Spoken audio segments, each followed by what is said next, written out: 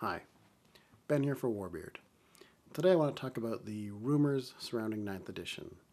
Now these broke last week, so you probably already heard all the scary details, but I just want to go over some of the main highlights and give you my thoughts. First off, the timeline. The rumors state that the timeline will be advancing a couple hundred years after the end times. I think that's great. I don't have a problem with that. Anything that keeps the timeline moving, anything that keeps new stories coming in, new characters, room for advancement, I think that's great.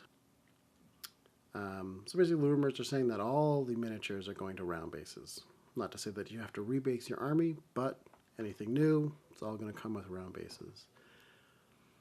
I don't really think that's a problem. It might be a little weird, but considering it's mainly a game where you play with ranked up miniatures. But if it is going to be giving more options, maybe all units will be able to have some form of skirmish. Or it will lend itself to smaller level games. As long as I think they retain the ability to be ranked up like maybe like Lord of the Rings, where you've got a movement tray. So when you need to rank up, you just throw your round bases into that square tray, and you're good to go. So I think that could be interesting. Limited releases is another one of the rumors. Now, this could be. The rumors seem to indicate that it's going to be you have your core units available all the time for your army. And then anything after that, you want your specials, your rares, maybe even your heroes and lords, they will be limited releases. So they'll have a unit of whatever the next equivalent of the demigryphs would be. But they'll only be available for 6 months. And if you weren't around during that 6 months to buy them, well, too bad. I think that'd be drastic, and I highly doubt that things will be that limited. Because you wouldn't be able to just drop in and buy a whole army. I think that my hope would be that the limited edition would be more like what 40K is doing right now, where they're having the limited edition box sets, where you're getting 2 factions, your rules, and maybe some limited edition characters. Those come in supported by a campaign. I think that those are great and are very interesting. So if that is the game plan for fantasy, I think that'd be very good, very interesting.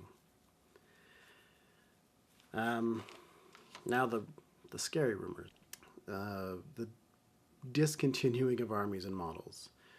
Maybe not quite discontinuing, but putting together all the armies, like what's happening with the End Times books. But it sounds like the rumors are making it seem more drastic, where armies will be permanently put together and their model ranges slashed. That is where I think there'd be. That's what I think is scary. One of the really interesting things about fantasy, I think, is the vast range of models and armies. You've got elves, dwarves, humans, lizardmen, anything. I think that it lends itself to appealing to a lot of different play styles and a lot of different people's, tastes. If we go down to just 6 books, and coupled with a slashed model list where you've just got very few core units for every army, and maybe the other races are just being dropped in as specials or rares. I think that would be disheartening. That would be sad to see a lot of those models go and a lot of the diversity in the game go.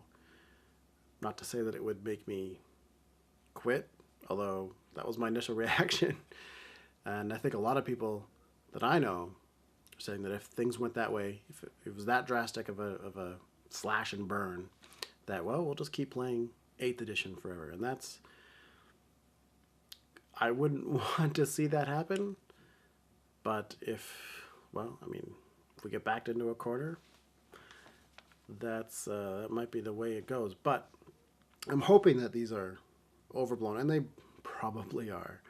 Uh, when I first heard all these rumors, I thought, no way, no, this is so drastic. Why would any company do this to what is a successful line? I guess nobody knows exactly how successful except GW themselves, and they're not going to tell.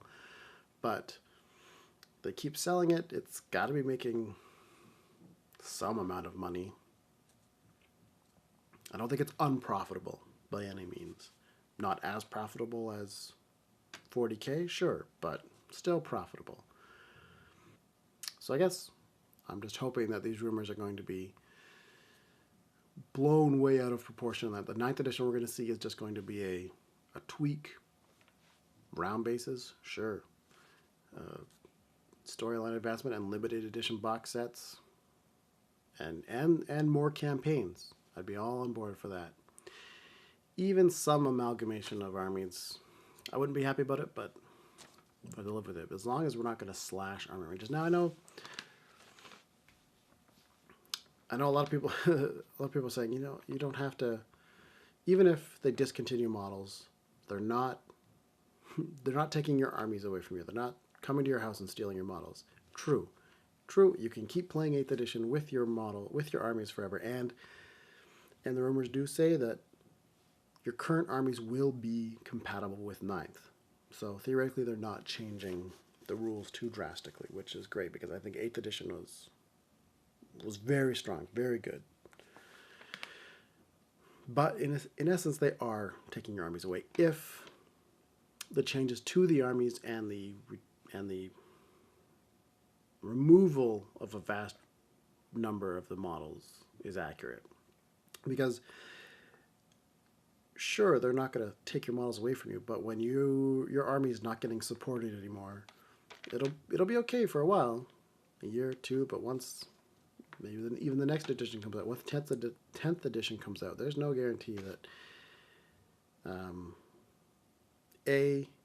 you'll still be rules compatible come 2 editions down the road, but that you will be competitive.